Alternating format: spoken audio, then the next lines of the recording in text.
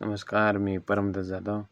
फक्त 30 रुपयाची दारू आणि काही मिनिटात मृत्यू झालेला आहे. पुणे आणि पिंपरी चिंचवडमध्ये घडलेल्या या घटनेने संपूर्ण महाराष्ट्र हादरलेला आहे. 12 पेक्षा जास्त लोकांचा मृत्यू, अनेक जण रुग्णालयात आणि आता समोर आलाय ते म्हणजे केमिकल दारूचा जो धक्कादायक खेळ. नेमकं काय घडलंय? कोण आहे या प्रकरणाचा मास्टरमाइंड? आज आपण पाहणार आहोत संपूर्ण खरी माहिती.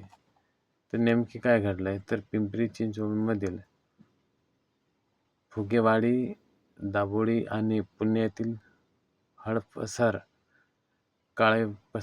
पडळ भागात अनेकांनी स्वस्त गावठी दारू प्यायली होती. यानंतर अचानक लोकांची जी प्रकृती आहे, ती प्रकृती दारू पिल्यानंतर बिघडली आणि काही लोकांना तर चक्कर आले आणि काहींना उलट्या व्हायला सुरुवात झाली. तर अनेकांच्या तोंडातून फेस येऊ लागला आणि नंतर रुग्णालयात दाखल करण्यापूर्वीच काही जणांचा हा मृत्यू झालेला आहे. तर दारूमध्ये नेमकं काय होते? तर तपासात समोर आलेल्या माहितीनुसार दारूमध्ये मिथेनॉलसारखा धोकादायक केमिकल हा मिसळला गेलेला संशय आहे. तर हे मिथेनॉल शरीरात गेल्यानंतर डोळे, मेंदू आणि किडनीवर थेट परिणाम करते. कमी पैशात जास्त नशे यावी म्हणून हे रसायन वापरलं जात असल्याचा आरोप आहे. तर नेमकी मिथेनॉल हे काय प्रकारचे आहे? हे केमिकल कोणत्या प्रकारचे आहे? तर मिथेनॉल हे एक अल्कोहोल आहे, पण पिण्यासाठी अजिबात सुरक्षित नसते. मिथेनॉलचा वापर कुठे होतोय? तर पेंट आणि वॉशिंग उद्योगात रसायने तयार करण्यासाठी, इंधन म्हणून, औद्योगिक सॉल्व्हेंट म्हणून आणि विंडशील्ड वॉशर फ्लुटर मध्ये हे जे मिथेनॉल आहे हे वापरले जाते.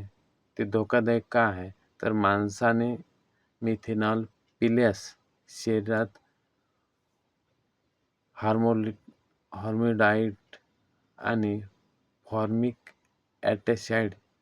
ॲसिडमध्ये रूपांतरित होते आणि अत्यंत विषारी असतं आणि त्यामुळे डोकेदुखी, चक्कर येणे, उलट्या, दृष्टी घसरणे, अदृश्य येणे, श्वास घेण्यास त्रास, मृत्यू होऊ शकतोय. तर दारूमध्ये मिथेनॉल कसे येते?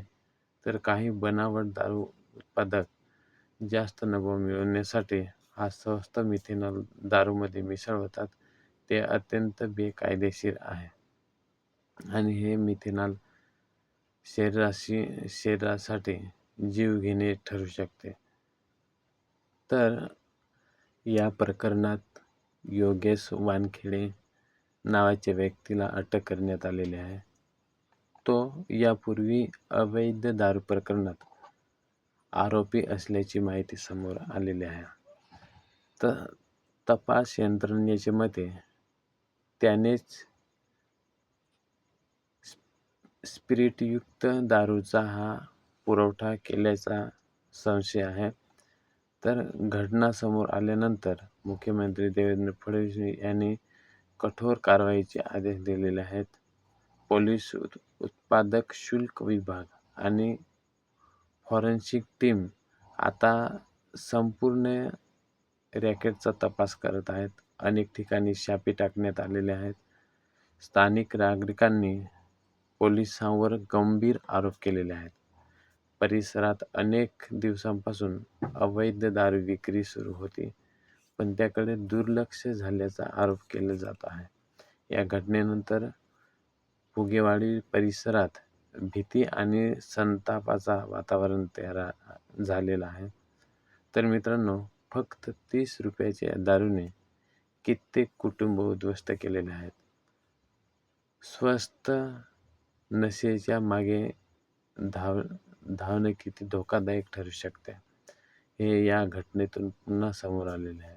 या प्रकरणात दोषींना कठोर शिक्षा व्हायला हवी का? कमेंटमध्ये नक्की सांगा. आणि हा व्हिडिओ आवडला असेल तर लाईक, शेअर आणि चॅनलला सबस्क्राईब करायला विसरू नका.